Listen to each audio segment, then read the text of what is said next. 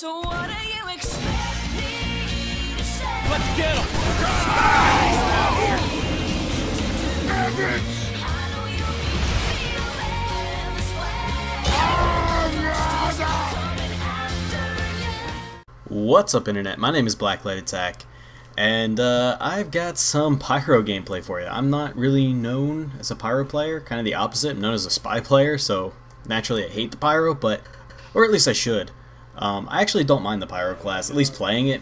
I hate playing against them, obviously, because I'm spy all the time, but this game I just didn't really feel like playing spy. I'd been playing spy just plenty. And I was like, well, I think I got enough of that down, so I decided to play some of my arch nemesis Pyro.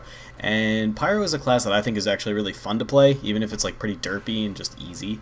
But it's still fun. And that's all that really matters, is that I'm having fun running this setup. This is the degreaser, reserve shooter, and power jack combo, which is recently my favorite one, mostly because I have a strange power jack, and it's just a versatile setup that basically, to be honest, stock shotgun and axe extinguisher is probably a more powerful combo, because the shotgun basically gives you something to deal with other pyros, and then the axe extinguisher for everybody else for a better puff sting. But this still allows you to do the puff sting with the reserve shooter, and then it allows you to try to get that utility with the power jack's overheal, so that's pretty nice. But enough about the gameplay. This is just a round on attack and then a round on defense. On attack and defend, what is this? Gorge. I actually remembered a map name. And yeah, so I just wanted to make a little commentary with no real purpose, just you and me, and just talking about shit, because I haven't made just a straight up commentary in a while now. And last time I uploaded something, it was the Counter-Strike live commentary. That was fun and all, don't get me wrong, but it's not the typical commentary, letting you guys know what's up. And I like Counter-Strike, by the way. I do like it. I'm just really bad at it.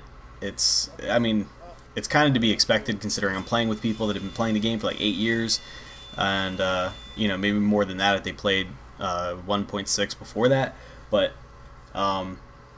it's such a skill-based game. I do like the simplicity of it, think S&D, but without all the bullshit that comes with COD.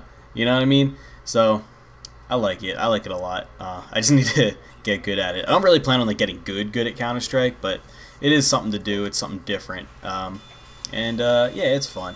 And it also just, like I said, it just wasn't a real, actual commentary. So yeah, that's what I've been doing lately, is playing Counter-Strike and trying to get some videos out, trying to look for a time that I can record the next Pokemon, because I'm now no longer an episode ahead of myself. I used to keep an episode ahead, now I'm not, so that kind of sucks. But it's not that hard to edit and record in the same day, I guess, so it's not too bad. You know what I've been watching recently is Doctor Who, and I like that show a lot. I don't know if you guys have ever watched Doctor Who, but some of you that follow me on Twitter know that I've just been watching the shit out of some Doctor Who, and I quite enjoy that show. For those of you who don't know what it's about, it's a British show, and it's BBC broadcast. You can also get it on Netflix if you're in a country that has Netflix. It's a British show about basically just a doctor.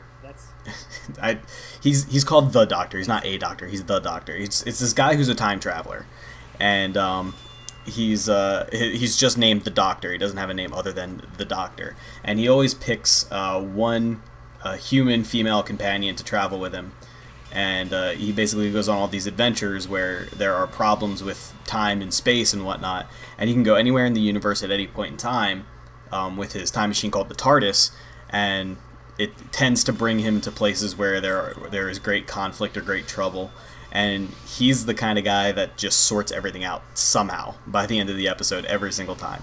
And what I really like about it is that he doesn't do it through force. He always figures out a way to do it without really being an action hero and just being blow up the bad guys. Every now and then he's forced to take somebody out. But for the most part, he's always trying to solve things with his wits. And a lot of times, to be fair, it's kind of bullshit, where he'll just be like, oh, all of a sudden I've realized the only this random loophole in time space that only I would know because I'm the Doctor, and poof, there you go, it's all fixed, and I don't know why I knew that, but, you know, and it's like, it's not something that you could have figured out yourself. Like, if you're trying to, like, play along at home, you can't really be like, oh, I wonder, you know, you're not really, when you see something like that happen, I wish I could come up with a specific example, but I can't think of anything right now, but it does happen somewhat frequently, is that, you know, you don't feel like, oh, wow, that was really clever. It's just like, well, okay, he's the doctor. It does kind of give you that sense of like he's such an awesome dude that he just like knows all this stuff, but at the same time it's like it's cheesy. But it's a cheesy show,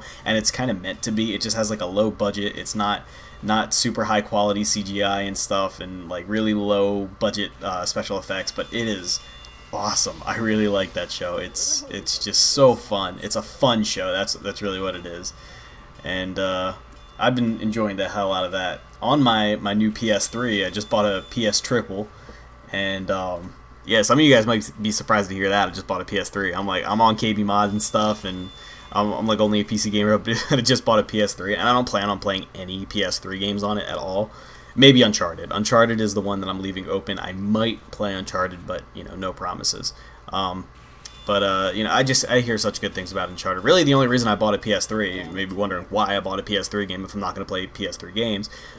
One, as a Netflix machine, because in order to connect to Netflix on your Xbox, I believe you need a gold Xbox account, which I don't have right now. Mine got hacked a long time ago, and I just never fixed it because I don't care. And on top of that, I hear that the Xbox Netflix user interface isn't really all that great. So on one hand, my PS3 is my Xbox, my replacement for my Xbox Netflix machine, and the second thing, which is really what I bought it for, because obviously I could just use my laptop if I really wanted to view Netflix. What I really bought it for was PlayStation 1 games. I may be a PC gamer now, but I grew up on PlayStation 1. I didn't have a computer that could run any games when I was growing up.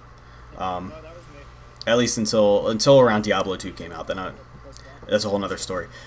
But I used to play PS1 games like all the goddamn time, and that was really my system. My two systems growing up were, I had a Sega Genesis, which I got for like my 4th or 5th birthday, and that lasted me all the way up until PlayStation 1 had been out for a few years. And then I got PlayStation 1 with Final Fantasy 7, and that's how I got into RPGs.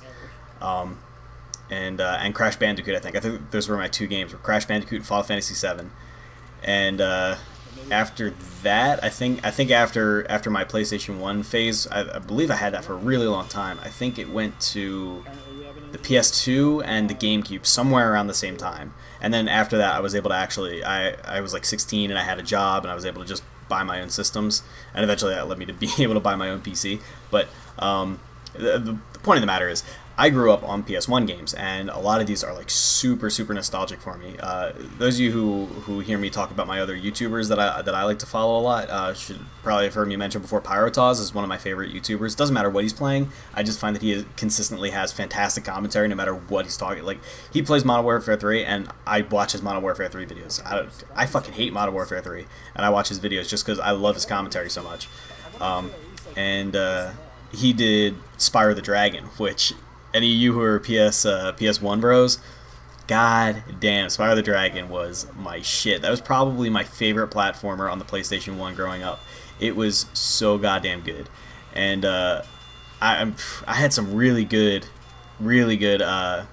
platforming growing up, you know, because the golden age of platforming was the Genesis and the Super Nintendo. Well, I guess you could include the Nintendo, because there were like platforming games were like half of the genre, half the game titles were platforms that were like trying to cash in on Mario's popularity. But with Mario and then Super Mario World and then Sonic on the Genesis, that was like the golden age of platforming. Everybody had their platformer.